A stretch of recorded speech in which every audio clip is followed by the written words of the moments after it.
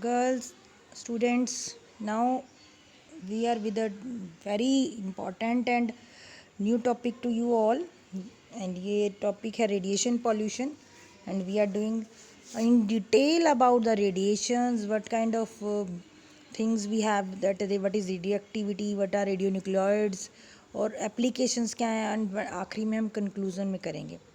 तो इस तरीके का सिंबल अगर आप you can see any thing on that triangular symbol, जिसमें ये बोन स्कल बना हो या जिसमें इस तरीके से आदमी भगा रखा हो या इस तरीके से फ़ैन बना हो जो रेडिएशन जैसे बाहर दिखा रहा हो, तो ये रेडियो एक्टिव मटीरियल के ऊपर होता है बेटा. और ये हम क्यों पढ़ रहे हैं? क्योंकि बहुत सारी डिज़ास्टर्स हुई हैं हमारी रेडियो एक्टिव सब्सटेंसेस की वजह से. फुकुशिमा न्यूक्लियर डिज़ास्टर जापान में 2011 में हुई थी, तो इस तरीके से फुकुशिमा में रिएक्टर नंबर 4 में इस तरीके से ब्लास्ट हुआ था, तो रेडिएशंस रिलीज़ हुई थी. एंड 54 न्यूक्लियर प्लांट्स जो थे वो शट डाउन हो गए थे, बंद हो गए थे. तो इस तरीके से बेटा ये बहुत रेडियो एक्टिव है और हाईली रेडिएशन जो है वो रेडिएक्टिव रेडिएशन इसमें रिलीज़ होती हैं, जिसमें 1,60,000 से ज़्यादा जो घर थे वो इवोकेट हो गए थे. वो लोगों को खाली करवा दिए गए थे कि भाई जब जाओ यहाँ से और कहीं और टेम्परेरी घरों में रहो. तो इस तरीके से कई देशों के लोगों को भगा दिया गया. तो 40 साल से भी ज़्यादा भी इसको हो चुके हैं और कितना बिलियन पैसा खर्च कर चुके हैं फुकुशिमा में. फिर भी ये आज भी एक बहुत बड़ा रिसर्च का इशू है. वहाँ पे बहुत सारे रिसर्चर्स भी जाते हैं, वहाँ पर बहुत से अर्थक्वेक आते हैं, सुनामी आते हैं, तब भी वो कूल नहीं कर पा रहे. तो इस तरीके से जो एक्सीडेंट्स हैं ये और सीवियर प्रॉब्लम को इकट्ठा कर देते हैं आसपास में जो एरिया है. कि अब ये देखो 1985 में रशिया के अंदर ये एक्चुअली सबमरीन है, आप देख सकते हैं इसको, कहते हैं वाटर है, वाटर के ऊपर एक सबमरीन चल रही है. तो इसमें आपको कुछ आपको लोग भी दिख रहे होंगे. तो वो सबमरीन के अंदर एक्चुअली एक एक्सप्लोजन हो गया और उसकी वजह से जो रेडिएशन का जो क्लाउड था वो सबमरीन से निकलता हुआ वो बाहर आ गया और उसमें बहुत सारे सेलर्स मर भी गए और कुछ जो है रेडिएशंस की वजह से उनके हाथ पांव और वो इंजर्ड हो गए. चेरनोबिल डिज़ास्टर ये मैं आपको क्यों बता रही हूँ? All these are the disasters, nuclear disasters और nuclear accidents. So in exam it can be asked about some of the accidents, name two accidents. So you should know that Chernobyl nuclear disaster Russia में हुई थी, या फिर Fukushima disaster Japan में हुई थी, submarine disaster हुई थी. तो ये डिज़ास्टर्स हैं. रशिया में 1986 में हुई थी 24 अप्रैल के दिन, और उसमें डिज़ास्टर नंबर 4 में न्यूक्लियर बस्टिंग हुई थी.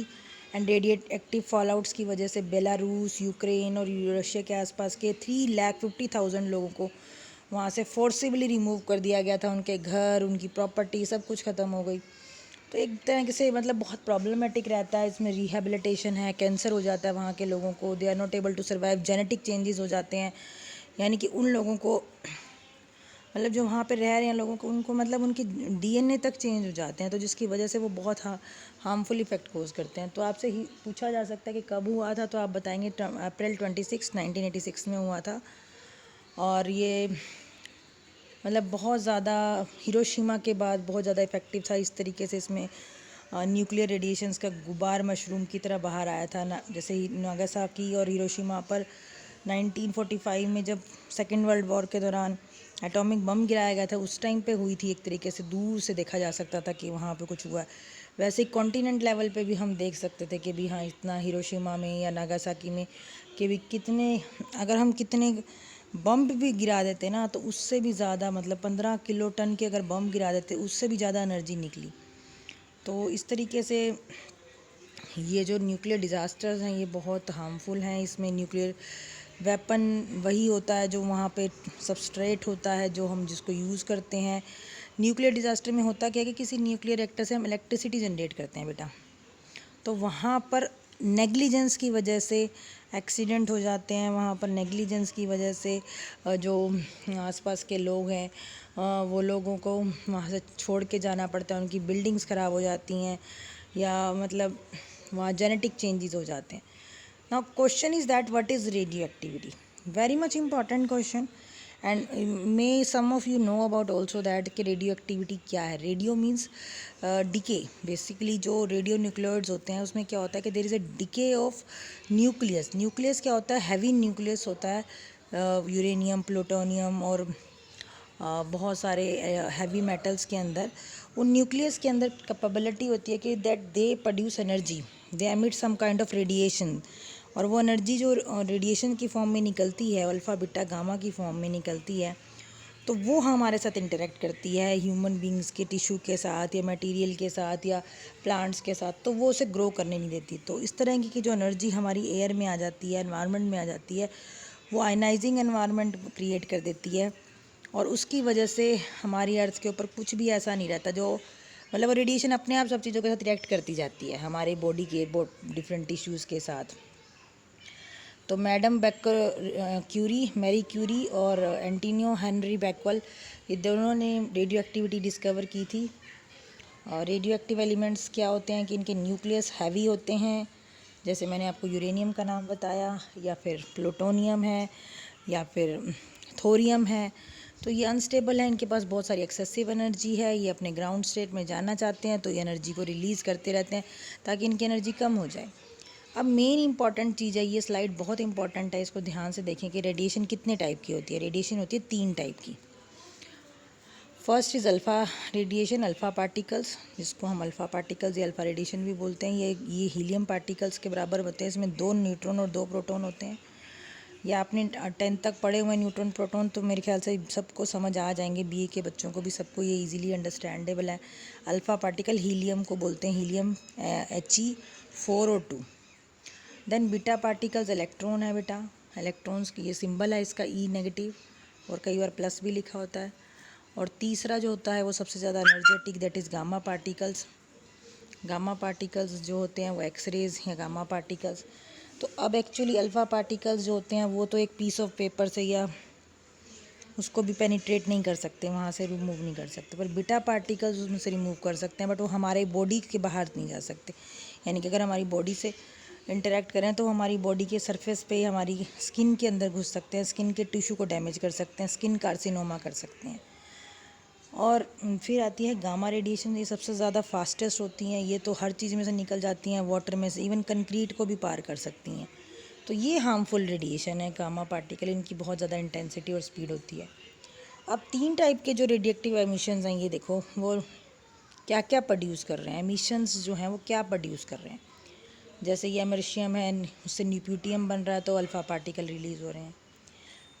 हाइड्रोजन 3 से, जो इसको हम ट्रीटियम बोलते हैं, हाइड्रोजन 3 क्या होता है बेटा, ट्रीटियम, जिसमें 3 हाइड्रोजन होते हैं ना, मतलब देखो वैसे तो हाइड्रोजन H12 होता है या H11 होता है, प्रोटियम, ट्रिटियम, ट्रीटियम, या आपने एग्जाम्पल भी पढ़े होंगे, ये आइसोटोप्स के अंदर भी पढ़ाए जाते हैं कि जिनका अनस्टेबल नंबर ऑफ़ न्यूक्लियॉन्स की वजह से, न्यूक्लियस का नंबर ज़्यादा होने की वजह से बनते हैं ट्रीटियम। तो ट्रीटियम जब डिके करता है तो वो इलेक्ट्रॉन को रिलीज़ कर देता है, बीटा पार्टिकल को रिलीज़ कर देता है। ऐसे अगर हीलियम से हीलियम 3 बने तो गामा पार्टिकल्स यानी फोटोन रिलीज़ होते हैं, सनलाइट जैसे जिसमें निकलते हैं। तो इलेक्ट्रोमैग्नेटिक रेडिएशन का ये आपने देखा हुआ है चार्ट, बहुत कॉमन है और ये बचपन से आप पढ़ते आ रहे हैं। रेडियो वेव्स की सबसे कम क्या होती है एनर्जी, और वेवलेंथ सबसे ज़्यादा होती है। देखो दिख रहा है आपको, बहुत धीरे चलती है रेडियो वेव्स, फिर माइक्रोवेव उससे तेज़ हैं, फ्रिक्वेंसी थोड़ी तेज़ है, एम्पलीट्यूड थोड़ा कम हो जाता है, इंफ्रारेड और कम, विजिबल का उससे कम, सबसे कम होता है गामा रेडिएशन का, बिल्कुल पास पास चलती हैं, बहुत तेज़ स्पीड से चलती हैं, और सबसे कम क्या होता है इनका वेवलेंथ होता है। ठीक है, तो इस तरीके से जो हमारी बिल्डिंग्स हैं वो रेडियो वेव्स में, ह्यूमन बींग्स माइक्रो, हनी भी, इस तरीके से अगर देखें तो सबसे छोटा जो होगा वो क्या होगा, हमारा एटॉमिक न्यूक्लियाई जो गामा रेडिएशन को प्रोड्यूस करेगा। अब आती है हाफ लाइफ पीरियड की बात। जितनी भी रेडियो एक्टिव सब्सटेंस हैं वो उनकी पास क्या होती है, एक हाफ लाइफ पीरियड होता है, एक उनकी मीन लाइफ वैल्यू होती है। उसके बाद वो मतलब अपनी उस पीरियड ऑफ टाइम के बाद वो अपनी अमाउंट को, जैसे अगर एक्स अमाउंट है, एक्स ग्राम अमाउंट है, तो जैसे 10 साल हाफ लाइफ है, तो आफ्टर 10 ईयर्स वो x/2 हो जाएगा, आधा हो जाएगा, हाफ हो जाएगी उसके अंदर जो अमाउंट है, जो वो डिके होने की वजह से वो अमाउंट हाफ हो जाएगी। तो हाफ लाइफ में देखो पहली हाफ में इस तरीके दिखेगा, दूसरी हाफ में इस तरीके से, ऐसे तीसरी, चौथी, पाँचवीं, ऐसे 9वीं हाफ में पार्टिकल्स बहुत कम रह जाएंगे, 9वीं 10वीं में इतने हज़ार कम हो जाएंगे हाफ लाइफ्स में। तो इस तरीके से एवरेज मीन लाइफ क्या होती है, एवरेज ऑफ हाफ लाइफ्स, वो सभी जितनी भी 8, 10, 5, 15 जितनी भी हाफ लाइफ्स है उनकी अगर एवरेज कर लें तो वो मीन लाइफ हो जाती है। और हाफ लाइफ क्या होती है, जो रेडियो एक्टिव डिके हो रहा है वो जो उस समय प्रेजेंट फॉर्म में हो रहा है उसको हम हाफ लाइफ बोलते हैं। अब ये ज़्यादा ज़रूरी स्लाइड नहीं है आपके लिए, थोड़ी टिपिकल पड़ेगी सभी के लिए, बट बता देती हूँ। प्राइमोडियल न्यूक्लियोसाइड्स में तो होते हैं जो हमारे लिए कम इफेक्टिव होते हैं, वो है जैसे लेड थोड़ा स्टेबल होता है और इसकी हाफ़ लाइफ होती है 200, मतलब ये हाफ़ लाइफ ज़्यादा लंबी होती है लेड की, तो लेड कई साल तक आपको दिख सकता है ऐसा का ऐसा।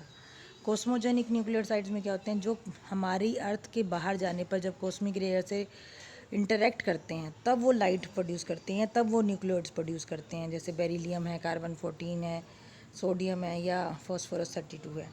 और एंथ्रोपोजेनिक न्यूक्लियोइड्स क्या होते हैं, जो हमारी एक्टिविटी से बने, हमने बनाए हैं, ह्यूमन बींग्स ने फैब्रिकेट किए हैं, डेवलप किए हैं, जैसे न्यूक्लियर पावर प्लांट से निकले या एक्सीडेंट के थ्रू कोई निकल गया, जैसे स्ट्रोंशियम है या आयोडीन 131 है। आयोडीन वैसे 127 होता है, पर ये जो कि न्यूक्लियोइड्स है तो इसमें हैवी न्यूक्लियस है तो इसमें 131 हो जाएगा। ठीक है। सीजियम 137, तो ये बहुत ज़्यादा मिलता है सीजियम 137, इसलिए रेड से दिखाया हुआ है। देन उसकी यूनिट क्या है, मैडम क्यूरी की फॉर्म में भी थी और बैकवेल ने की, दोनों नहीं थे तो दोनों के नाम से यूनिट है। रैम जो है वो हमारी इफेक्टिव डोज यूनिट है, और स्टैंडर्ड अगर इंटरनेशनल यूनिट की बात करें तो स्टीवर्ट में एसवी में इसको मेजर करते हैं, और effective radiation dose is equal to 1000 REM, यानी REM जो क्या होती है, प्रिस्क्राइब्ड जो डोज है वो हमारी कितनी होनी चाहिए, 1 स्टीवर्ट में 100 REM के बराबर में होती है, और 1 क्यूरी किसके बराबर में होती है, 37,000 करोड़ में आपकी बैकवेल में 1 क्यूरी की बराबर होती है, तो यानी 37 किलो बैकवेल कह सकते हैं। तो ये यूनिट्स आपको ज़्यादा याद करने की ज़रूरत नहीं, पर पता होना चाहिए, कम्पिटिटिव एग्ज़ाम्स में आपको हेल्प करते हैं।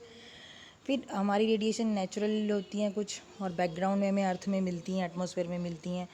तो उसके सोर्स क्या होते हैं, जो हमारी अर्थ के अंदर रॉक्स हैं, जो हमारी अर्थ के अंदर डिफरेंट टाइप की रॉक्स हैं, उनसे क्या होता है, ये एटमॉस्फेयर में आ जाती हैं। फिर एटमॉस्फेयर में मैन और एनिमल्स के साथ इंटरेक्ट करती हैं, ह्यूमंस के साथ इंटरेक्ट करती हैं, और फिर बाद में जो लोग मर जाते हैं या जो एनिमल प्लांट्स मर जाते हैं वो दोबारा सॉइल में आते हैं, तो सॉइल में उनके अंदर फॉर्म में वो इकट्ठा हो जाती हैं। तो बैकग्राउंड रेडिएशन जो है वो अर्थ में होती हैं।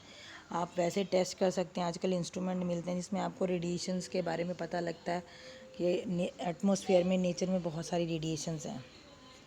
तो बहुत सारे ऐसे कंपोनेंट्स हैं जिनके थ्रू हम रेडिएशंस को देख सकते हैं। 3 सीरीज़ भी हैं हमारे पास, यूरेनियम, थोरियम और एक्टिनियम सीरीज़ भी हैं, जो हमारी बताती है, पर ये आपको ज़्यादा समझने की ज़रूरत नहीं है, बस पता होना चाहिए कि टेरेस्ट्रियल रेडिएशन कंपोनेंट कौन से हैं या एक्स्ट्रा टेरेस्ट्रियल कौन से हैं।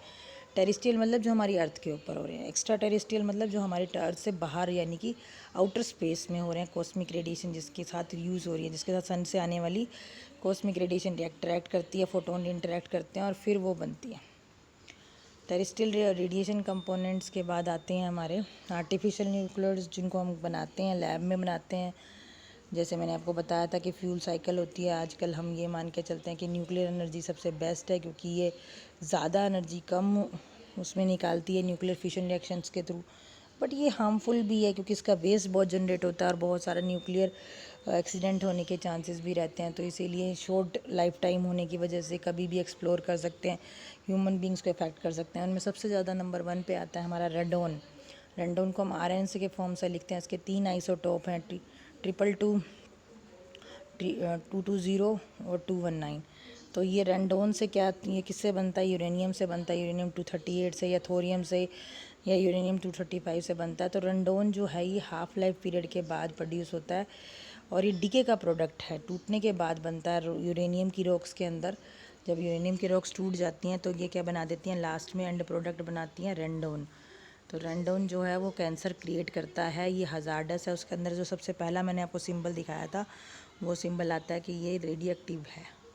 ठीक है, तो इस तरीके से इनको हमें नहीं यूज़ करना चाहिए। तो रेडोन बिल्डिंग्स में बहुत ज़्यादा होता है, जैसे इंडोर एयर के अंदर, हमारे घरों के अंदर हवा होती है, जो मिट्टी होती है, जो लोग अंडरग्राउंड अप की शेल्फिंग करते हैं, तो वहाँ से रेडोन कहाँ आ जाता है, जो रेड रेड पार्ट दिख रहा है आपको सॉइल के अंदर, बेड रॉक्स के अंदर, यानी हमारी अर्थ के अंदर जो रॉक्स हैं, वहाँ से रेडोन मूव करता हुआ पानी की पाइप में आ गया, सॉइल के अंदर आ गया, सॉइल से हमारे शावर के पानी के थ्रू हमारी घरों के अंदर आ गया। तो इस तरीके से एयर की सप्लाई में, वाटर की सप्लाई में, सॉइल सप्लाई में आ जाता है। फिर कुछ बैकग्राउंड रेडिएशन भी हैं, जो हमारी ज़मीन से रेडिएशन निकलती हैं। हम सोचते हैं कि हम तो घर में सेफ़ हैं, पर ऐसा नहीं है। बहुत सारी रेडिएशन हमारी ज़मीन से, कुछ हमारी लाइट से, कुछ हमारी रेडियोएक्टिव मटेरियल से जो नेचर में प्रेजेंट हैं, अंडरग्राउंड बैकग्राउंड उसमें प्रेजेंट है, उनसे निकलती रहती हैं। इसमें सबसे ज़्यादा 55% रेंडोन है। फिर आपकी कॉस्मिक रेडिएशंस हैं 8%, टेरेस्ट्रियल रेडिएशन भी 8% हैं। इंटरनल वो जो बॉडी की रेडिएशंस हैं वो है हमारी 11%। मेडिकल यानी एक्सरे करवाने जाते हैं लोग, सीटी करवाने जाते हैं लोग, या जो हमारा ब्रेन का सीटी स्कैन या जो हमारा टीएम से कराना चाहते हैं तो वो उसके लिए 11% है। न्यूक्लियर मेडिसिन 4% है। कंज्यूमर प्रोडक्ट्स में भी कुछ ऐसा होता है जो रेडिएशंस को रिलीज़ करते रहते हैं 3%। और सबसे कम हमारा अदर में हमने मिसलेनियस में लिया है। अदर में क्या क्या हो सकता है, नेचुरल हो सकता है और मैन मेड मेडिकल के जो हमारे एक्टिविटीज़ होते हैं उसके थ्रू हो सकता है। तो क्या रेडियो एक्टिविटी एक हेल्थ प्रॉब्लम है? यस, ये एक हेल्थ प्रॉब्लम है। आप लोगों को पता होना चाहिए कि जो तीनों तरह की रेडिएशन है, जो मैंने आपको एक स्लाइड में दिखाई थी, 3 तरह की रेडिएशन है, अल्फ़ा, बीटा, गामा। ये तीनों तरह की रेडिएशन हमारे बॉडी टिश्यूज़ को अफेक्ट करती हैं। ये आयनाइजिंग होती हैं और ये डीएनए को चेंज कर सकती हैं। Alter means change, that can change the sequence, they can create the mutations, that can create the variations. हमारी डाइजेशन में प्रॉब्लम हो सकती है, हमारी बॉडी के स्किन कलरेशन में प्रॉब्लम हो सकती है, कैंसर हो सकता है। तो ऑलरेडी आयनाइजिंग होती है तो बहुत सारे अफेक्ट करती है। तो सेल डैमेज कर सकती है, उसकी ट्रांसफॉर्मेशन नहीं हो सकती, डेथ हो जाएगी सीधा। और इस तरीके से हमारी बॉडी को ये अफेक्ट करती है। तो एक तरह का मैकेनिज़्म है। तो रेडिएशन डोज कितनी होगी जो हमें अफेक्ट होगा, जितनी ज़्यादा डोज होगी और जितने लंबे टाइम के लिए होगी उतना इफेक्ट हमारा ज़्यादा होगा। तो हमें ध्यान रखना चाहिए कि हम उसको किस में मेजर करते हैं, मिली रैम्स में मेजर करते हैं। तो एक्सटर्नल डोज है, ठीक है। तो एक्सरे मशीन के आगे आए, उसने फिल्म बनाई और इस तरीके से हमें तो ऐसा लगा कि कुछ नहीं हुआ, बट वो जो हमारी बॉडी में गई रहे वो कितनी गई, 5 से 10 REM के अंदर गई। तो वो आगे अगर बढ़ते जाएंगे, बारी बारी करवाएंगे हम, तो हमारी उतनी 5 से 10 REM जाती जाएगी। तो कंटामिनेशन जो है वो कहीं भी हो सकती है, ज़रूरी नहीं है कि हॉस्पिटल में ही हो। ये आपको दिख रही है जहाँ पर ये 3 दिख रहे हैं, तो ये हमारे रेडियोएक्टिव सब्सटेंस हैं। ये रेडियोएक्टिव सब्सटेंस कहीं से भी हमारी बॉडी में आ सकते हैं। तो जैसे पेंट्स होते हैं, पेंटर्स होते हैं जो आजकल भी रात को ग्लो करें, रेडियम गर्ल्स थी जिन्होंने फैक्ट्री बनाई थी भी जिसमें रेडिएशन की पॉलिश करते हैं, वो पॉइजनिंग वॉच में आते हैं, डायल्स में आते हैं, ल्यूमिनस पेंट्स में आते हैं। आजकल कई लोगों को ये भी है कि अब यहाँ हमारे होठ चमकें तो वो बॉडी के अंदर पेंट भी करवाते हैं, बॉडी की वो भी करवाते हैं, टैटूइंग कराते हैं, तो उसमें भी रेडियम को इंजेस्ट कराते हैं। पर ये नहीं पता कि वो उनकी हेल्थ के लिए कितनी प्रॉब्लम हो सकती है। तो बहुत सारी औरतें इस वजह से मर गई हैं रेडियम पॉइजनिंग की वजह से, जिन्होंने अपने अंदर भाई हाँ इस तरीके का वो करवाया, पेंट डस्ट करवाया या एक्टिविटीज़ कराई या नेल पेंट्स पे करवाया ग्लो करने के लिए कि भी हमारे नेल पेंट्स ग्लो करें, या जो कॉस्मेटिक्स यूज़ करते हैं उसमें भी बहुत सारा आता है लिप्स के ऊपर, और इस तरीके से उनकी डेथ हो जाती है मिली माइक्रो सेकेंड्स के अंदर। तो मैडम क्यूरी ने बताया था, उनके हस्बैंड ने भी बताया था कि रेडियो एक्टिव जो है सब्सटेंसेस को यूज़ नहीं करना चाहिए, उनसे बहुत सारी रेडिएशंस निकलती हैं। और ये हमारे थायराइड के स्कैन्स हैं जो मेडिकल एप्लीकेशंस में निकलते हैं, जिसमें बेसिकली हमारे अंदर के ऑर्गन्स को स्कैन हो जाता है। तो ये न्यूक्लियर मेडिसिन हेल्पफुल भी है कई जगह पे, जहाँ पे हमें वो अंदर की बीमारी के बारे में बता देती है। या ज़मीन के अंदर कोई लीकेज है तो देखो इस तरीके से लीकेज को उसने आइडेंटिफाई कर दिया कि विदाउट एक्चुअली वहाँ हम तोड़ फोड़ नहीं की तो लीक था, वहाँ पे लीकेज को आइडेंटिफाई बस रेडियो एक्टिव एलिमेंट से पता लग गया कि किस तरीके से वहाँ पर लीकेज हो रही है, ऑयल की या गैस की हो रही है। तो वहाँ पर उस पोजीशन पे हमने ठंडक वाले कुछ सब्सटेंस डाल दिए ताकि वो लीक प्रूफ हो जाए और वहाँ पे पाइपिंग करके दूसरी तरीके से निकाल लें।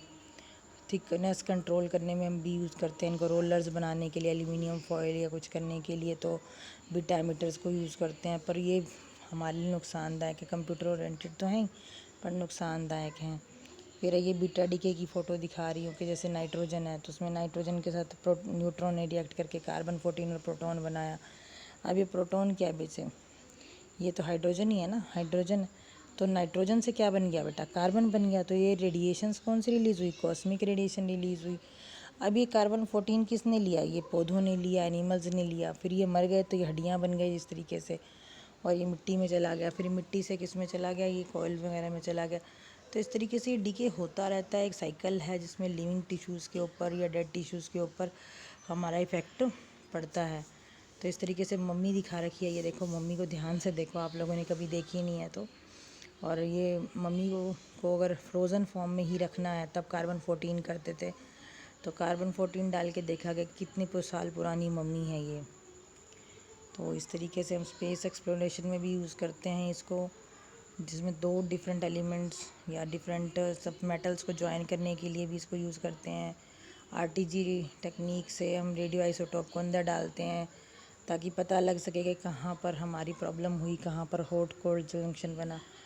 ये जुपिटर पे एक मतलब एक तरह का सैटेलाइट गया हुआ है, उसके अंदर जो फ्यूल है या सैटेलाइट के अंदर उसके अंदर क्या न्यूक्लियर फ्यूल यूज़ किया हुआ है। तो यानी कि अगर स्पेस में जाना है तब भी हम न्यूक्लियर फ्यूल यूज़ करना है, लंबे समय तक चलता है।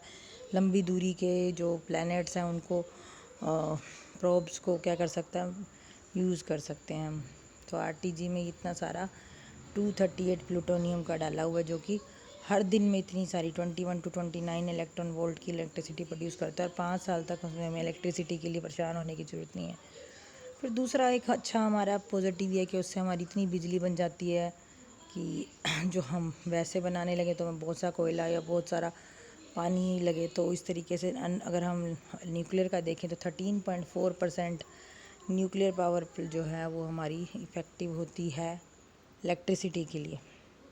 ये कुछ कंट्रीज़ हैं जिन्होंने न्यूक्लियर एनर्जी को ज़्यादा यूज़ किया। सबसे ज़्यादा अमेरिका ने यूज़ किया, फिर France, Japan, Russia, Korea, China. इस तरीके से इंडिया जो है वो 14 नंबर पे अगर देखें तो 3.5% न्यूक्लियर एनर्जी प्रोड्यूस कर रहा है, न्यूक्लियर एनर्जी से इलेक्ट्रिसिटी प्रोड्यूस कर रहा है। तो हम 14 नंबर पे हैं।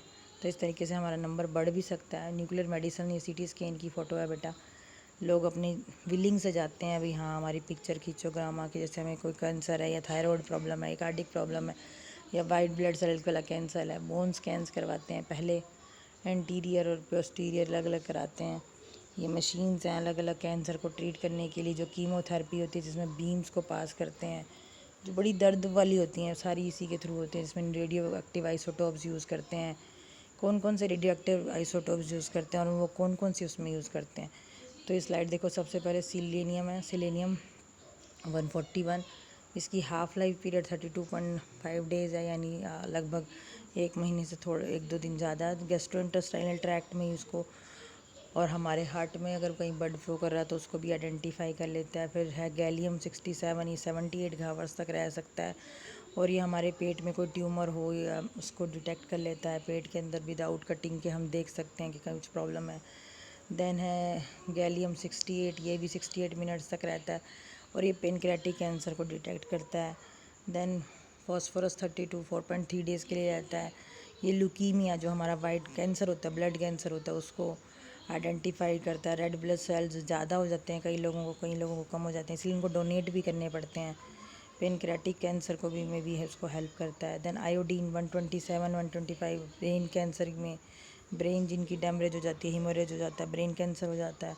ऑस्टियोपोरोसिस के डिटेक्शन में। आयोडीन 131 थायराइड के डिटेक्शन में या डी वाइटर वगैरह या हाइपोथायरॉइडिज्म के ट्रीटमेंट में। देन स्ट्रोंशियम 90 और स्ट्रोंशियम 85 बहुत बोन के लेजन्स में, बोन्स में होता है, हड्डियों में होता है कैल्शियम स्ट्रोंशियम। तो ब्रेन के अंदर भी, क्योंकि ब्रेन का जो पूरा स्कल होता है, खोपड़ी होती है, उसके अंदर कहीं कोई दिक्कत ना आ गई हो तो उसके लिए स्ट्रोंशियम 90 89 यूज़ करेंगे। देन ये 85 यूज़ करेंगे, ये 65 डेज़ तक ठीक रहता है। फिर टेकेशियम है 99 मिलियन, ये 6 घंटे के लिए रहता है। ये हार्ट मसल्स को देखता है या लीवर को, या हमारी ब्रेन में कोई लेजन आ गया है उसको, लंग्स को, बोन्स को, स्प्लीन को। इस तरीके से ये बहुत यूज़ करते हैं हम किडनी और थायराइड में भी आइडेंटिफाई करने के लिए। क्रॉप इम्प्रूवमेंट करके दिखा रहे हैं इस तरीके से। ये इंस्ट्रूमेंट है, यहाँ पे रेडिएटिव मटेरियल लिया और क्रॉप को साथ हमने बाइंड करा के म्यूटेशन कर दी। तो अब नेगेटिव म्यूटेशन को तो हम मना कर देंगे। जो पॉजिटिव म्यूटेशन होगी जिसमें यील्ड बढ़ जाएगी या बीमारी नहीं लगेगी या फिर उसकी अडेप्टेबिलिटी ज़्यादा होगी, ज़्यादा जगह तक वो लग सकती होगी और बेटर अच्छी तरीके से ग्रो करके बड़ा बड़ा फ्रूट दे रही होगी, तो उस तरीक़ों को हम फाइनलाइज कर देंगे। तो म्यूटेंट टेक्नोलॉजी में क्रॉप को अच्छे से हम कल्टीवेट कर रहे हैं, बायोडाइवर्सिटी को बढ़ा रहे हैं, फार्मर की इनकम बढ़ा रहे हैं। बट म्यूटेंट वैरायटी के अंदर सबसे ज़्यादा सीरियल्स को हम बना रहे हैं, सीरियल्स की वैरायटीज़ को हम बना रहे हैं। अब पेस्ट कंट्रोल करने के लिए भी हम रेडिएशंस यूज़ करते हैं, जैसे कि बर्थ, इनको मारना है, इनके लार्वा ख़त्म करने हैं या इनको स्टेराइल बनाना है, इनको मतलब ये आगे रिप्रोड्यूस ही ना कर पाएँ, तो कुछ टाइम के बाद इनकी लाइफ से अपने आप मर जाएंगे। या हम क्या करते हैं, ऊपर से हर्बिसाइड्स ऐसे फेंकते हैं कि भी हाँ जो पौधे हैं वो अपने आप ही जल जाएं। हमारे पास एक अल्टरनेटिव है कि हम फूड प्रिजर्वेशन करने के लिए भी आजकल यूज़ करने लगे हैं। पहले तो सिर्फ हम क्या डालते थे, कलर्स या सोडियम बेंजोएट ही डालते थे, पर आजकल फूड को प्रिजर्व करने के लिए भी हम गामा रेडिएशन को यूज़ करते हैं, जो लंबे समय तक किया जा सकता है बैक्टीरिया को किल करने के लिए। अगर हमारे को आयनाइजिंग एनर्जी से बचना है तो शील्डिंग फॉर्म में रहना पड़ेगा, अपने आप को कवर करके रहना पड़ेगा, क्योंकि कोई भी कंडीशन हो ना बेटा, जो हैवी मेटल्स है ना वो alpha beta gamma radiation release करेंगे। दैन इरेडिएशन से हमारी बॉडी के अंदर बहुत ज़्यादा इफेक्ट पड़ते हैं। हमारा खाना रेडियो एक्टिव है तो हमारा सब कुछ रेडियो एक्टिव हो जाएगा। तो अनियन और पोटैटो में इरेडिएशन देखी गई, तो वो भी 0.05 से लेकर 0.15 किलो/मिलियन तक है। तो ये एक तरीके से हमारे लिए बायो वेपन है कि किस तरीके से हम यूज़ करें। नहीं तो इनके अंदर तो पहले से इतनी रेडिएशन है कि खाएंगे तो ठीक क्या होंगे, बीमारी ज़्यादा होंगे हम। तो कंट्रोल यानी कि जो हमने बिना कुछ छेड़े किया हुआ है और जो हम छेड़छाड़ किसी में अपनी एक्टिविटीज़ किया उसको हम बोल रहे हैं। दूसरा तो हम बनाना को या पियर को राइप करने के लिए इसको यूज़ कर रहे हैं अंडर द एम्बिएंट कंडीशन। तो 3-4 दिन में ऐसे सड़ जाएंगे कंट्रोल में, देखो बिल्कुल। और 1.2 kg जो है वो इस तरीके से चमकदार साफ़ सुथरा है। तो इस तरीके से 7 डे की स्टोरेज के बाद हमने देखा कि कुछ सब्सटेंसेस, कुछ फ्रूट्स तो बिल्कुल सड़ गए हैं और कुछ आपके क्या अच्छे ग्रो कर रहे हैं। तो इनका इफ़ेक्ट, रेडिएशन का इफ़ेक्ट 9 से 35 दिन तक रहता है और उनको फिर रेफ्रिजरेशन के बाद यूज़ कर सकते हैं। तो ये हमारे डेट्स, एप्रीकोट्स हैं, ड्राइड एप्रीकोट्स हैं, इनके ऊपर भी हमने इरीडिएट किया तो इस तरीके से कलर साफ़ हो गया, टेस्ट अच्छा हो गया। और हमें अलग अलग जगह पे कंज्यूमर प्रोडक्ट्स में यूज़ करने पड़ते हैं।